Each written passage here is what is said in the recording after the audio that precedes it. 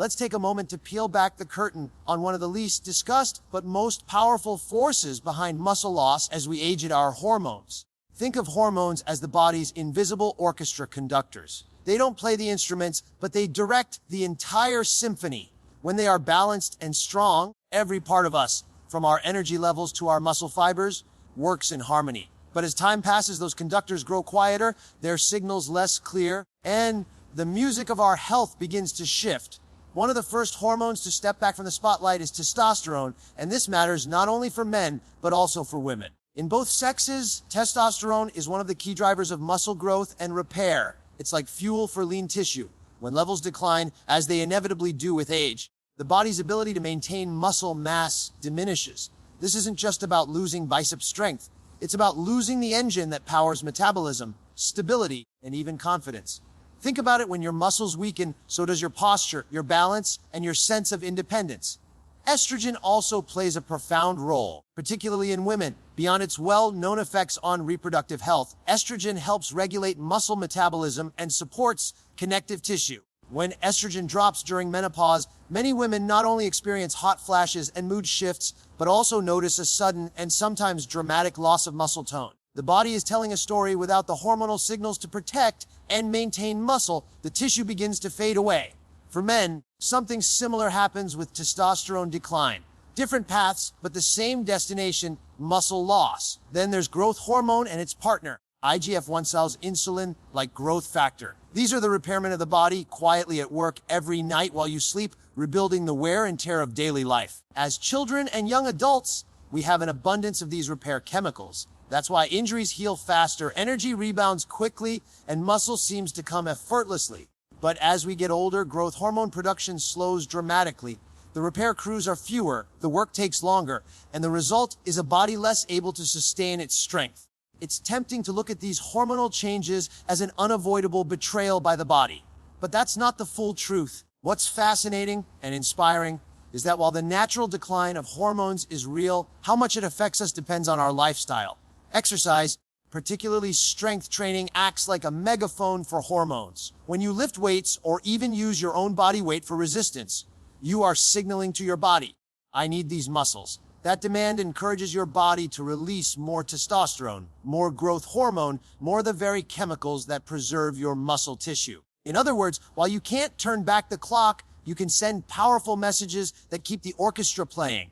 Nutrition plays a role in this hormonal symphony as well. Healthy fats, such as those from avocados, olive oil, and nuts, provide the building blocks for hormones like testosterone and estrogen. Protein-rich foods not only supply amino acids for muscle repair, but also stimulate the release of hormones that trigger muscle growth. Even something as simple as managing stress can shift the hormonal balance. Chronic stress floods the body with cortisol, a hormone that breaks down muscle. Left unchecked, it is like a slow leak in the foundation of your strength. But practices such as mindfulness, deep breathing, and restful sleep give the body a chance to recalibrate, allowing protective hormones to function more effectively.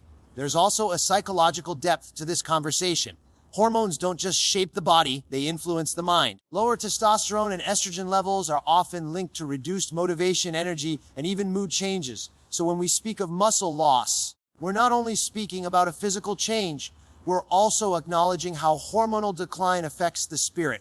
When you feel less motivated to move, you move less. And when you move less, you lose more muscle. It becomes a cycle that can either drag you down or, if recognized, inspire you to act differently.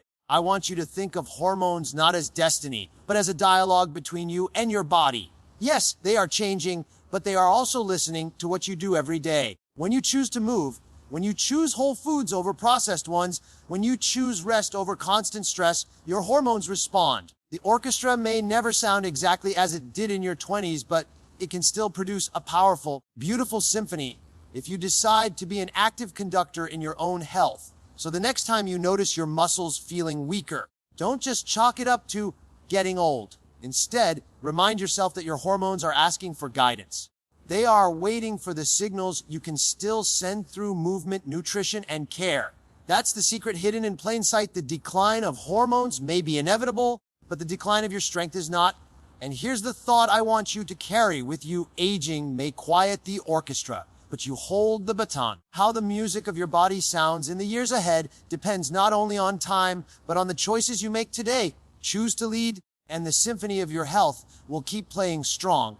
Let's talk about one of the simplest yet most profound truths about muscle. You either use it or you lose it. That phrase sounds almost cliché, but when you examine it closely, it contains one of the deepest principles of human health.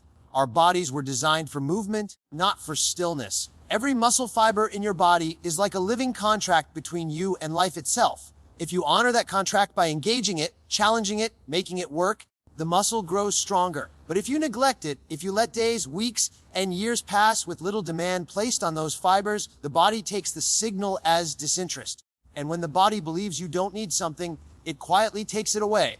Muscles are dynamic. They are not fixed structures like bone or static organs like the liver. They are constantly in flux, breaking down and rebuilding, reshaping themselves in response to your daily choices. Every time you climb stairs, lift groceries, or bend down to pick up your grandchild, your muscles are listening. They're asking, do you still need me? If the answer, through your activity, is yes, they rise to the challenge. But if the answer is silence, if you sit more than you stand, watch more than you walk, and delegate movement to machines instead of your own body, then muscles interpret that silence as permission to shrink. And that shrinking has consequences beyond aesthetics. We often think of muscle loss as simply losing strength in the arms or legs. But muscle is the metabolic engine of the body. It burns calories at rest, it stabilizes joints, and it protects bones from breaking when you fall. Without it, metabolism slows, fat accumulates, and the risks of diabetes, osteoporosis, and frailty increase dramatically. In this sense, losing muscle is not just a physical decline, it's the beginning of losing independence. When muscles fade, so too does the freedom to move without fear, to act without assistance, to live without constant caution. What makes this principle so compelling is that it places the responsibility squarely in our hands. Unlike genetics, which we can't change, or hormones, which follow their natural arc, the use it or lose it principle depends directly on how we choose to live each day. If you walk, lift, stretch, and push yourself, your muscles respond at any age. Science has shown this repeatedly. Even people in their 70s, 80s, or beyond can build new muscle if they begin resistance training. The body does not close that door. It waits, sometimes patiently, for you to knock again. But there is also a psychological dimension to this. Movement is more than a physical act, it's an affirmation of vitality. When you choose to use your muscles, you are choosing to remain engaged with life. Sedentary behavior, on the other hand, is not just stillness of the body, it is stillness of the spirit. The less you move, the less you want to move. The less you challenge yourself, the more intimidating challenge becomes. This creates a vicious cycle where inactivity breeds weakness, and weakness feeds inactivity. Breaking that cycle requires not just exercise, but a shift in perspective. It requires you to see every step, every lift, every stretch as a declaration that you are not surrendering to time. One of the most powerful examples of this comes from studies on astronauts. In space, free from gravity, their muscles and bones deteriorate rapidly because they are not being used. To combat this, astronauts must exercise 2 to 3 hours every single day while in orbit. Think about that. Even in the most advanced, futuristic environment imaginable, the laws of biology still apply. Without movement, muscle vanishes. On Earth, the same principle holds true, though the timeline may be longer. If you want to preserve strength, you must preserve movement. Now, you might think, I'm not an athlete. I don't have the time or the ability for intense exercise. That's a misconception. Using your muscles doesn't always mean going to the gym or lifting heavy weights. It can mean gardening, walking briskly, practicing yoga, or even doing body weight movements at home. What matters is consistency. Your muscles don't care whether you're holding a dumbbell or a grocery bag. They only care that you are giving them a reason to stay alive. And let's not forget the deeper symbolism here. The principle of use it or lose it applies not only to muscles, but to nearly every part of life.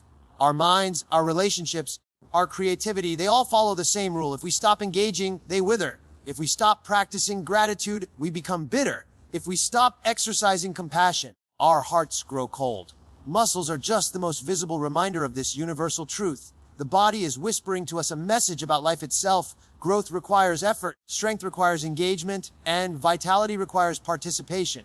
So when we think about muscle loss with age, we are not only talking about biology, we are talking about philosophy. Are we choosing to live fully, or are we stepping back and allowing life to pass us by? Each movement is a vote in that election. Every walk, every stretch, every lift is a ballot cast for resilience, for freedom, for life. And that brings me to this closing thought. Muscles do not disappear because of age alone. They disappear because of neglect. And the beauty of this truth is that neglect can be reversed. It begins the moment you decide to stand, to move, to re-engage. The question is not, can I keep my strength? The real question is, am I willing to use it? Because if you are, your body will respond and your life will remain your own. Let's take a closer look at the role nutrition plays in the gradual decline of muscle as we age. We often think of muscle purely in terms of exercise, lifting weights, staying active, pushing our bodies, but muscle is not built in the gym alone. It is built at the dinner table, in the choices we make every day about what fuels us. Imagine your muscles as a construction site.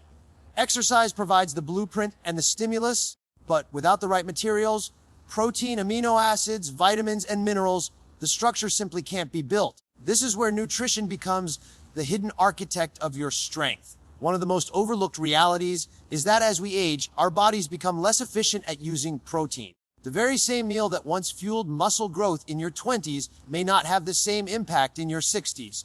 This phenomenon, known as anabolic resistance, means that the aging body needs not just protein, but high-quality, easily absorbable protein delivered consistently throughout the day. Think of it this way: your muscles are knocking at the door, asking for supplies, but unless you send them in the right form, the request goes unanswered. That's why relying on processed foods or insufficient protein intake accelerates the shrinking of muscle fibers. And protein is only one part of the story. Muscles are metabolically expensive tissue. They require energy and nutrients to thrive. Without adequate calories, particularly from nutrient-dense whole foods, the body prioritizes survival over strength. It begins to cannibalize muscle to feed essential functions. This is why diets that are too restrictive or meals that lack balance can be dangerous as we grow older. A body in deficit looks shortcuts, and unfortunately, muscle is one of the first assets it liquidates. Let's not forget about micronutrients either. Vitamin D, for example, is not just about bone health. It plays a critical role in muscle function, helping fibers contract properly. Magnesium aids in recovery and relaxation of the muscles, while B vitamins support the energy systems that power every contraction. When these nutrients are missing, muscle doesn't simply weaken. It becomes inefficient, sluggish, less responsive to training. There's also an often ignored villain in the modern diet: ultra-processed foods. They may be calorie-dense, but they are nutrient-poor. They trick the body into fullness without delivering the building blocks needed for repair and growth. Over time, this imbalance accelerates not only muscle loss, but systemic inflammation, which itself interferes with muscle recovery and contributes to conditions like sarcopenia, the medical term for age-related muscle wasting. In a very real way, every processed meal is like sending low-grade, flimsy materials to your construction site. The walls will still go up, but they'll crumble under the slightest pressure. Now, nutrition is not just about physical inputs. It also carries psychological weight. Choosing wholesome foods signals to yourself that you value your health, that you're not surrendering to decline. Preparing a colorful plate filled with vegetables, lean protein, healthy fats, and whole grains is not just nourishing, it's empowering. It transforms eating from a mindless routine into an act of self-preservation and self-respect. That shift in mindset can be just as important as the nutrients themselves because it creates consistency. You're not dieting. You're honoring your body's needs. I often think of nutrition as the great equalizer. Not everyone has access to expensive gyms or time for elaborate workout routines, but everyone can make choices about what they eat, and those choices ripple outward. A body fed on whole, natural, nutrient-rich foods retains not just muscle, but energy, mood stability, cognitive sharpness, and immune strength. Muscle health is not isolated. It is deeply connected to the health of the whole organism. When we feed ourselves well, we are feeding every aspect of our vitality. Of course, we must also acknowledge the challenge of modern life.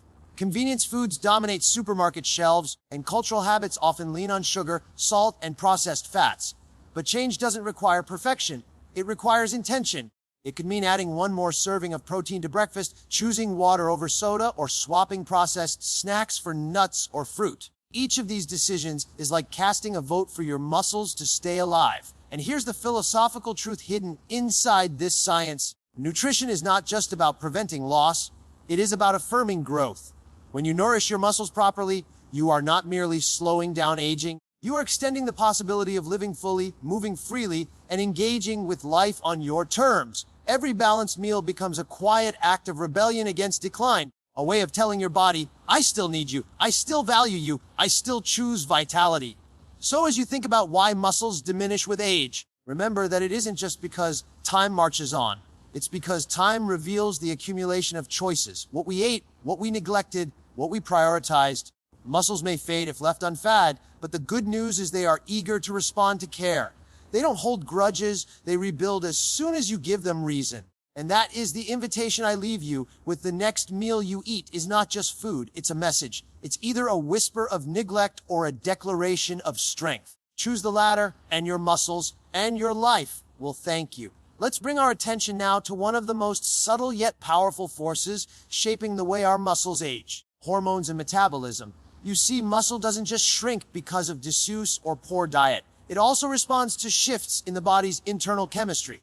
Think of hormones as the invisible messengers that guide the building, repair, and preservation of every tissue, including muscle. When those messengers change their tone, as they inevitably do with age, the instructions they give to the body shift as well. Suddenly, the once abundant signals to grow and maintain muscle fibers start to weaken, and the body begins moving in a different direction. One of the biggest players here is testosterone. Many think of testosterone purely as a male hormone, but it is just as essential for women, though present at lower levels. Testosterone is anabolic. It tells the body to build. It encourages muscle cells to take up amino acids, to repair, to thicken, to strengthen. After midlife, testosterone levels start to decline gradually, and with that decline comes a drop in muscle protein synthesis. It's as if the volume knob on the body's growth signals has been turned down, and the music of strength plays softer and softer. Equally important is growth hormone, another chemical conductor in this orchestra of vitality. In youth, growth hormone pulses through the body in strong rhythms, fueling repair and recovery. But after the age of 40, those pulses become weaker and less frequent. By the time we reach our 60s, the message of growth hormone is a whisper compared to the thunder of earlier decades. Without this hormone support, recovery slows, injuries linger, and muscle fibers repair less efficiently. For women, the transition of menopause adds yet another layer. Estrogen, often overlooked in the conversation about muscle, plays a surprisingly large role in maintaining strength. Estrogen helps preserve muscle mass, influences fat distribution, and even supports mitochondrial energy production inside muscle cells. When estrogen declines, not only do bones weaken, but muscles also lose part of their structural support. It's a double blow, one that accelerates frailty if not addressed. Now let's add metabolism into this picture. As hormones shift, metabolism tends to slow. The body becomes less efficient at burning calories and less sensitive to the cues that regulate blood sugar and fat storage. This means two things. First, it becomes easier to gain weight in the form of fat, and second, it becomes harder to sustain lean muscle without intentional effort. The same plate of food that once fueled vibrant energy in youth may now lead to weight gain if not paired with activity, because the body simply processes nutrients differently. The furnace is still burning, but the flame is lower. But here's the critical insight: while hormonal and metabolic changes are natural, they are not destiny. They are part of the aging process, but they do not mean we must surrender our strength. In fact, the very knowledge that these shifts occur allows us to meet them with strategy. Exercise, particularly strength training, stimulates the very pathways that hormones are dialing down. In other words, when hormones grow quiet, movement speaks louder. A body that lifts, stretches, and challenges itself tells its muscles, I still need you. That command can override even the most stubborn whispers of decline. Nutrition, too, plays its part in counterbalancing hormonal changes. A diet rich in protein-healthy fats and essential micronutrients sends a signal to the body that the materials for repair are abundant. Even with lower testosterone, less growth hormone, and declining estrogen, the presence of consistent fuel can keep the construction process alive. It won't stop the clock, but it slows the erosion. There's also a mental and philosophical dimension here. Hormones may shape the landscape of aging, but our response determines how we walk across it. Too often, people use hormonal decline as a reason to give up, as if muscle loss is inevitable and irreversible. But this is where science offers hope. Hormones may decline, but the body remains responsive. Every time you pick up a weight, every time you take a brisk walk, every time you nourish yourself with purpose, you are speaking directly to your muscle cells in a language they still understand: adaptation. The real danger is not the hormones themselves, but the mindset of resignation. If we assume that age equals weakness, then weakness becomes reality. If instead we accept the truth that biology changes, but believe just as firmly that lifestyle can redirect that change, then we enter aging with power. Hormonal shifts are not a death sentence for strength. They are simply a new terrain requiring a different map. And here is the heart of the matter. Life will always ask you to adapt. Muscles diminish not only because hormones decline, but because we stop responding to those changes with the vigor and curiosity they demand. The same way a river carves new paths through rock, our choices can carve resilience into the body despite the shifting tides of time. So as you reflect on hormones, metabolism, and muscle loss, remember this: your biology may whisper, but your will can roar. The signals may grow weaker, but your actions can amplify them. Age will always bring change, but whether those changes become limits or lessons depends on how you meet them. And that is your charge moving forward. Don't surrender to the chemistry of decline. Step into the role of co-creator with your body. Treat every meal, every movement, every choice as a counter signal to time itself. Because while hormones may fade, the human spirit and the muscle it builds when nourished can remain strong to the very end.